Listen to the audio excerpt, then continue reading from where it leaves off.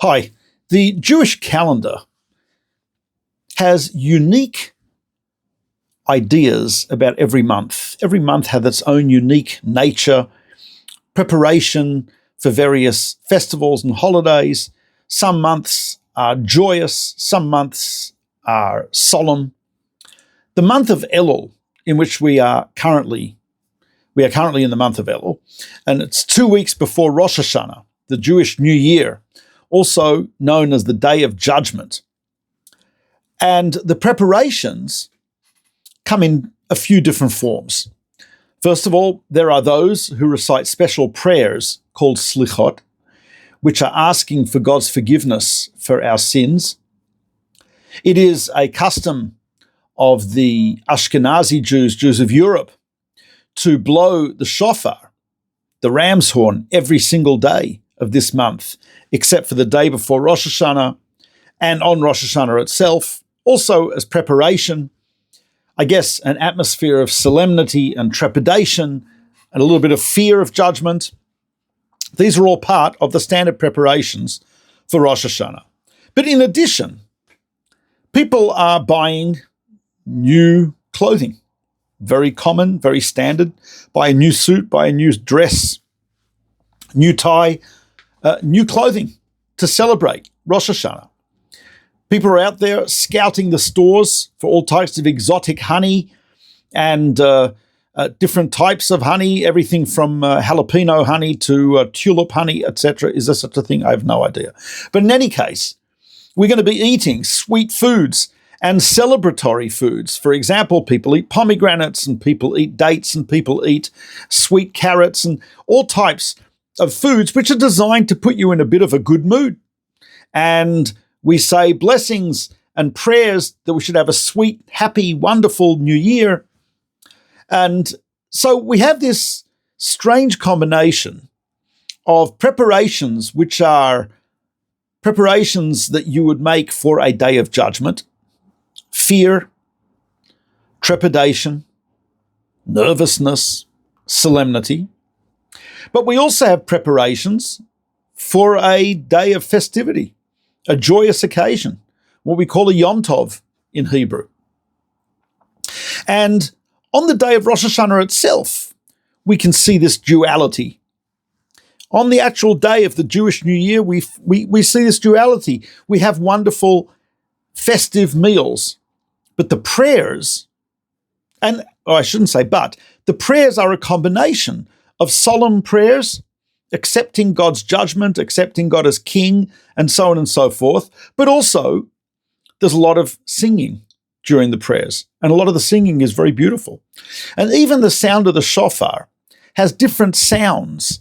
Some sounds are a long blast, which sounds very triumphant, victorious, optimistic. And we have blasts of the shofar, which are broken, staccato, short blasts that sound a little bit like crying and sobbing. So what is the nature of Rosh Hashanah? Is it a day of joy?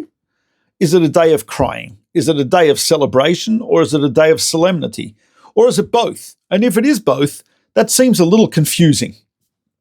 So in order to understand this, I want to go back a couple of thousand years, actually, 2,500 years ago, approximately.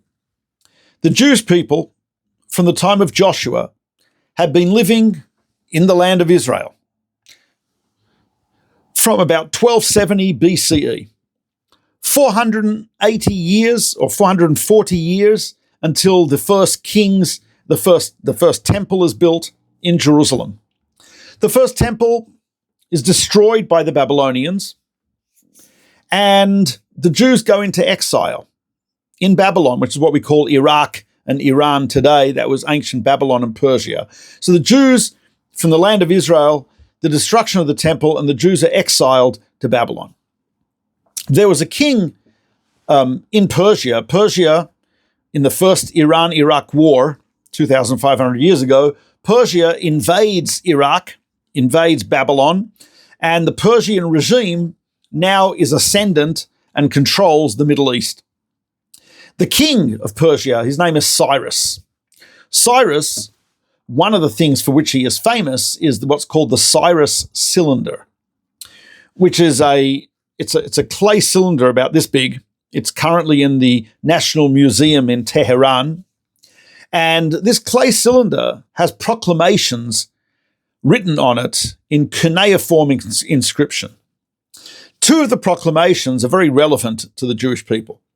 One proclamation that Cyrus made was that there would be freedom of religion. People could observe whatever religion they wanted, which is pretty amazing.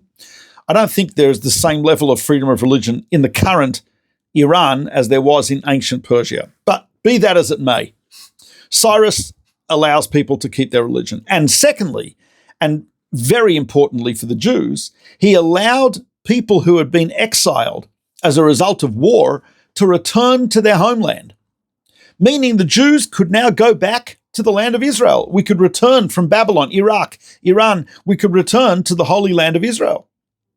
And not a lot of Jews, but about 40,000, 50,000 Jews did actually go back to Israel, together with two of our leaders, Ezra and Nehemiah. In fact, there are two books of the Hebrew Bible called Ezra and Nehemiah after these two leaders who brought Jews from Babylon back to the land of Israel. And in the book of Ezra and Nehemiah, they describe a scene in which a lot of the Jews who came back to Israel at that time were not knowledgeable about Judaism and were not very observant. There were many of them who didn't know any Hebrew. There are many of them who were not familiar with some of the commandments and the rituals of the Torah, of Judaism. Some of them were intermarried. So a lot of these Jews were not necessarily the most observant religious Jews or committed Jews, but they did seem to have a love for the land of Israel, and they came back to Israel with Ezra and Nehemiah. And we are told that the first thing they did was rebuild the walls around Jerusalem. Understandably, security, defense. So they rebuild the walls around Jerusalem, and then they start building the temple. And we are told that on the first Rosh Hashanah, that the Jews were back in Israel from Babylon. That first Rosh Hashanah, they gathered at the gate of the newly built walls around Jerusalem. And they're standing at a gate called the Gate of Water, where they would bring water from a well, from a spring, which still exists today, a spring. They'd bring water from that spring into the city of Jerusalem. And I guess it was a good place to gather. So there are thousands of people, probably. We don't know exactly how many, but there are thousands of people gathered at this gate in this large plaza. And they ask Ezra. Ezra is known as Ezra the scribe. He wrote many prophecies. He inscribed the Torah for the people. He taught people. So they asked Ezra, they said, read to us from the Torah, meaning read to us from the Bible, the 5 books of Moses. Please read it to us. So Rosh Hashanah morning, crack of dawn, people are gathered there. Ezra starts reading the Torah, the Bible, to the Jewish people. Now, he read it in Hebrew, but he had Levites translate the Torah into Aramaic, which is the language spoken in Babylon. So the Torah is getting translated into Aramaic. The Jews are listening to the Torah being read, and there's a lot of people who are crying, burst into tears. And why? My guess is, it doesn't actually say in the text why they cried, but I would imagine that inasmuch as these people were quite far from what the ideal of the Torah describes, and therefore they were full of remorse, guilt. They felt they were far from the mark and they needed to improve themselves. It is, after all, the day of judgment.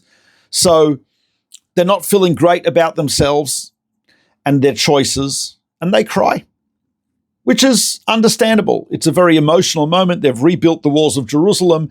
Ezra is reading to them from the holy 5 books of Moses, and it's quite a dramatic situation. So they're all crying, and Ezra does something very strange. He tells the Levites to tell the Jews to stop crying. He says, stop crying. Now, I don't know, I'm a rabbi. If I give a sermon, if I give a class and it was Rosh Hashanah, Yom Kippur, and I give a sermon or a class and the whole community bursts into tears, I've got to be honest with you, I'd be pretty happy about that. That means it was an effective sermon.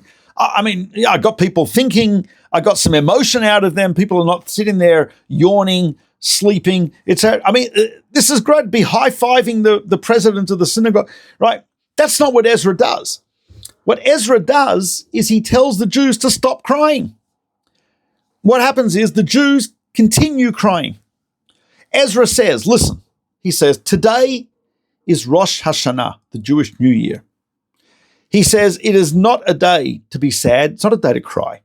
He says, go home, eat good food, drink good wine, send presents to each other, and rejoice, because the strength of God is your strength, and you have reason to rejoice.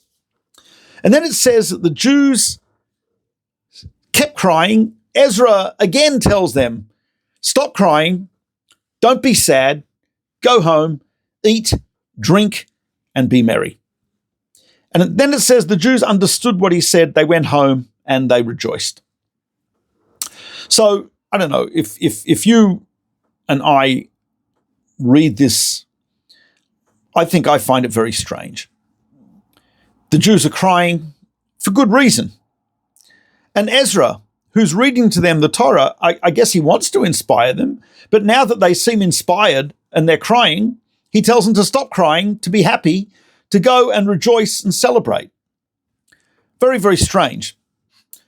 To some degree, this is an ancient predecessor of our current practice of Rosh Hashanah, which I mentioned before, which is a combination of solemnity and celebration. So they're crying and he tells them to celebrate. They cry again, he tells them to celebrate. Back and forth. Very strange. So a rabbi known as Rabbi Yitzchak Hutner, who was the head of a rabbinical school in New York called Pachad Yitzchak. Chaim Berlin. His book is called Pachad Yitzchak. Not so important what the name is. But Rabbi Hutner explains it in the following way. He says this. He says, when the Jews heard the Torah being read to them, and they realized that their choices had brought them to ruin, spiritual and moral ruin, they realized they'd made a lot of wrong choices. They started crying. Ezra sees them crying, and he says, now that you are crying, you have reason to celebrate.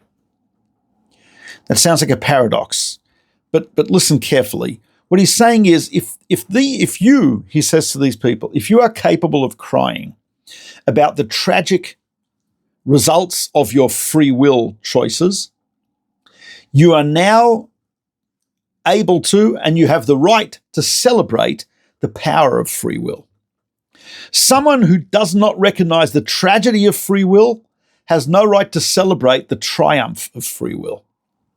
Someone who is able to cry over the tragedies of where human free will can lead us, over where our free will can fail, such a person can now actually celebrate the fact that he has free will or that she has free will.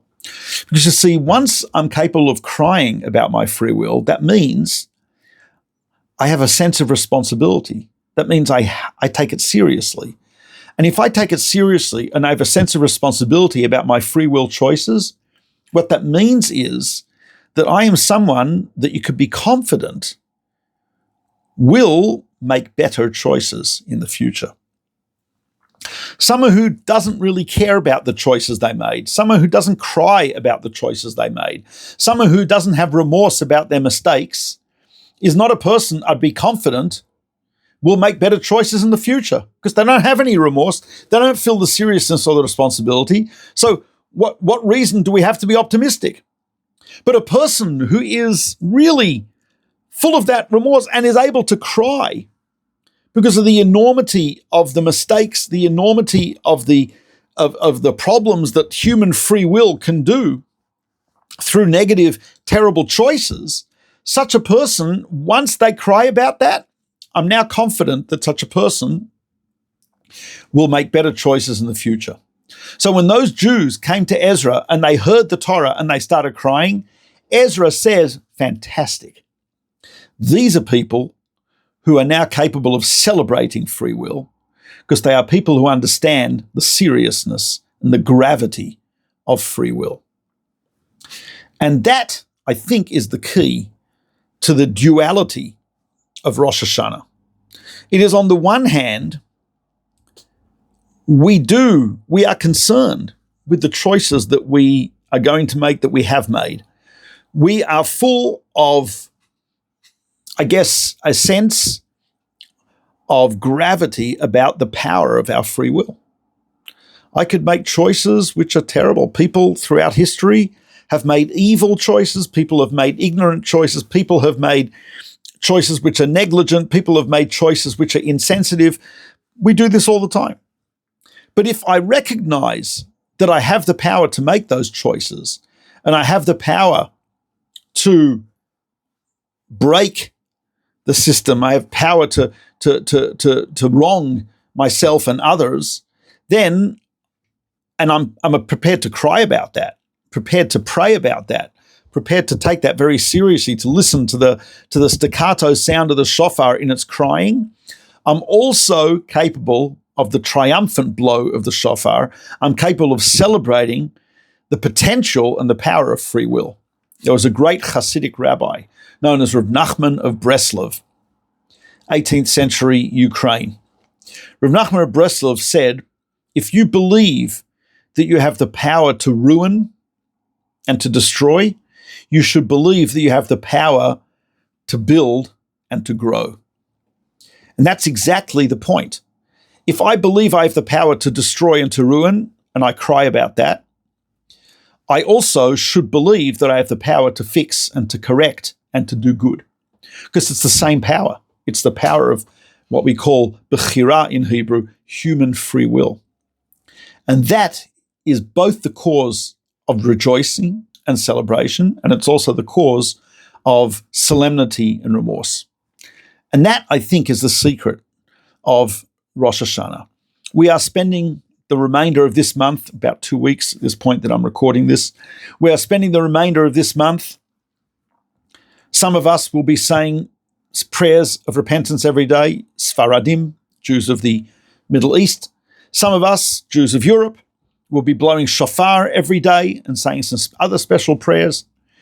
Many of us will be shopping for new clothing and for honey and apples to dip in the honey and so on and so forth, and sweet and fruits that we haven't had this year so that we can say a special blessing on them and be extra happy. So we're doing both of those preparations. So when we get to Rosh Hashanah, we come in really with a bit of a conflict, which is okay. Human beings are creatures who live with contradiction and conflict. That's part of the human condition. So one of those conflicts, one of those contradictions is the feeling of the tremendous potential for evil and for bad and for negatives that there is in my free will, and simultaneously understanding the tremendous potential for good, for creativity, and for positivity with that same power of free will. So that when we come to Rosh Hashanah, when we come to the Jewish New Year, we come with both of those feelings, and that is okay. Human beings can often have contradictory feelings, and we live with that. That is part of our condition. And Rosh Hashanah represents that. So some have expressed it in a little bit of a different way, but I think it means the same idea. They call it the joy of judgment.